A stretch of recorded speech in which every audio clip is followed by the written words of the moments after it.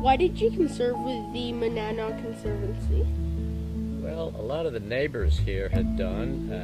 Hank Kenny and Pookie Hayden had put their property in there. I like the people at Monadnock Conservancy. I know a lot of them, and they're very helpful. It just seemed the right and easy and proper thing to put it all together. So we got much of this property in conservation easements. Why did you conserve with the Monadnock Conservancy? Well, by the time I did that, I had been on the board of the Harris Center and on the board of the Forest Society, and I was on the board of the Monadnock Conservancy. So I'd seen all three organizations from the inside out, and I felt that the Conservancy had the best balance of the values that I care about conserving land, of the three organizations. And they also had the ability to perform what they would have to do if something went wrong and somebody did try to develop it. Well, if I had my total druthers, I would hope that Nelson's children, Josh and Sabrina, and their children and their children's children would continue using it forever. And I have never posted the land because I like that other people come on the land and they go for hikes and they go hunting and they do all the things that they do, and I like that. I hope that keeps happening, and there's no reason it shouldn't. Well, I hope and pray it'll be my own family. Your dad, Nelson, and your mother have shown an interest in it, and after I'm gone, I hope they just move right on in and make whatever changes they think are right, but I know they'll keep it pretty much the same. After all, I have made it almost perfect, so I don't know how they could make it any better, but they might. You can't tell. And then I hope you'll be here, Silas, and your brother, what's his name, Henry? I hope Henry's here too. And then you got two dogs now. I hope they're in here.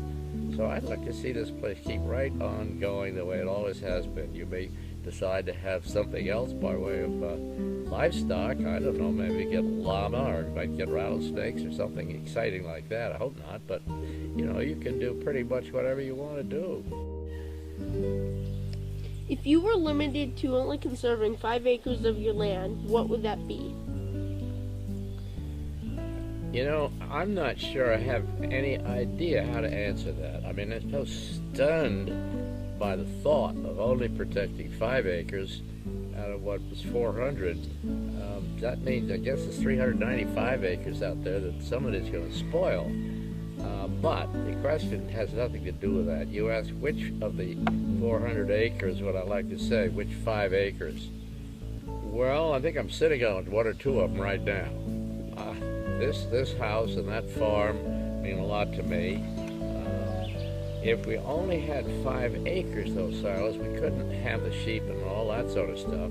But I still think that probably, if I only had 5 acres to protect, I'm sitting on them right now.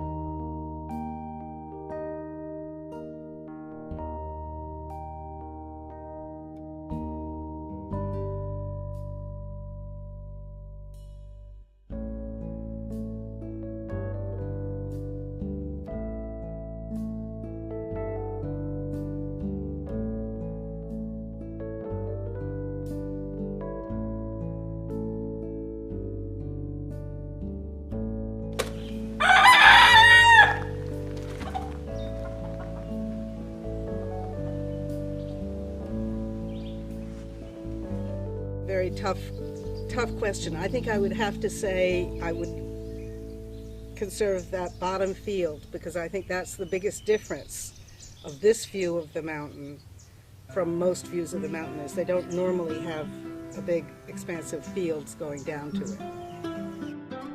What is the main part of your land that you are protecting?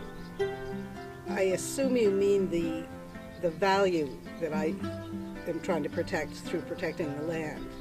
And I guess I would say to that I very much feel that Mount Monadnock is a spiritual center, and that anything that is as related to it as this farm is a very special place and ought to be protected so that other people can have the experience of thinking of it.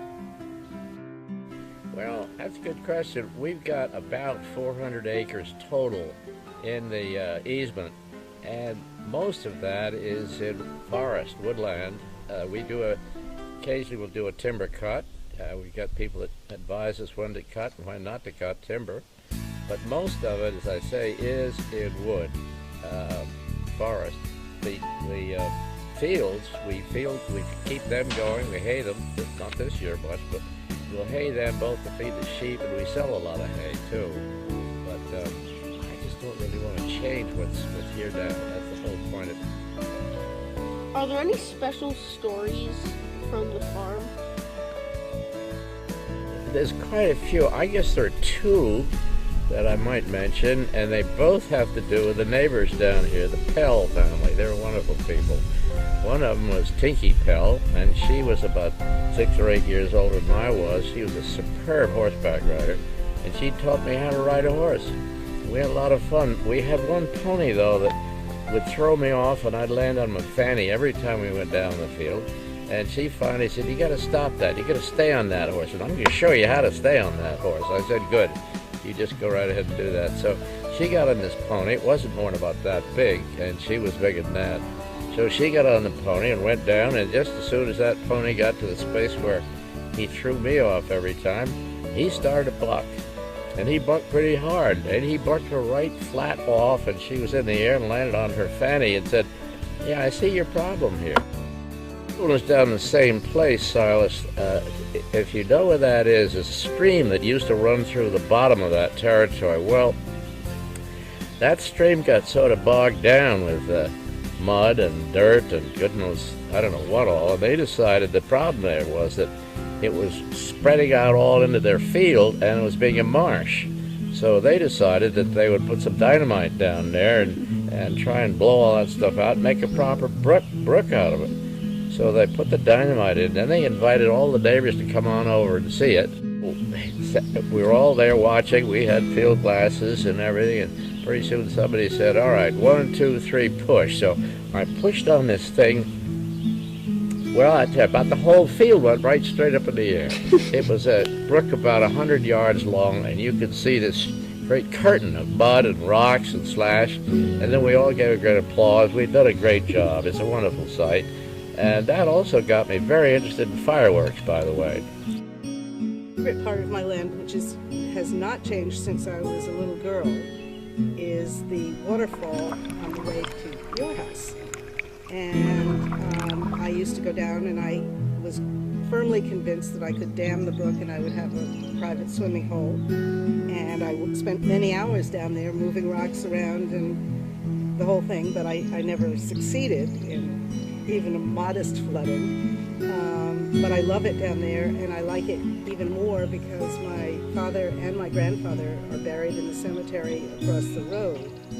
And so it feels like a very protected place to me. I never could interest the kids in even going down to play there once.